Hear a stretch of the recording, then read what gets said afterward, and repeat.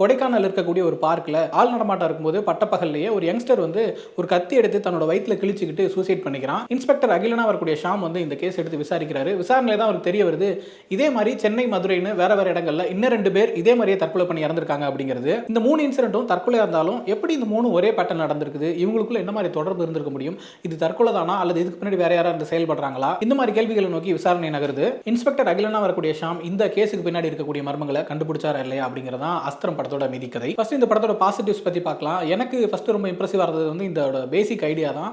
ஒரு 3 சூசைட் நடக்குது, 3 ஒரே மாதிரி பண்ணிக்கிறாங்க அப்படிங்கிறப்போ அது வந்து ரொம்ப சஸ்பீஷியஸா இருக்கிற மாதிரி இருந்துச்சு. தற்கொலை அப்படிங்கிறது வந்து வேற வேற மாதிரிலாம் நம்ம பார்த்துருக்கோம். பட் வந்து ஒரு கத்தியால வயித்துல குத்தி கிழிச்சுக்கிட்டு இறந்து போயிடுறாங்க, அதுல ஒரு பேட்டர்ன் ஃபாலோ பண்றாங்க அப்படிங்கிறது வந்து கொஞ்சம் இன்ட்ரெஸ்டிங்கா இருந்துச்சு. மொரோவர் இந்த விஷயங்கள் ஆரம்பிக்கிறதுக்கு முன்னாடியே வாய்ஸ் ஓவர்ல ஒரு சின்ன கிளிப்பிங்ஸ் ஒன்று போடுறாங்க. நமக்கு ஒரு புக்கை பத்தின ஒரு ஸ்டோரி ஒன்று வருது. அதுக்கும் இந்த கேஸுகளுக்கும் ஒரு சின்ன ரெலவன்ஸ் இருக்கிற மாதிரி இருந்ததுனால நமக்கு வந்து பெருசா எதையும் ப்ரெடிக்ட் பண்ண முடியாம ஆனா ஒரு கியூரியாசிட்டி கிரியேட் பண்ணதுல இந்த பிகினிங் சீக்வன்சஸ் கொஞ்சம் இன்ட்ரெஸ்டிங்காவே இருந்துச்சு.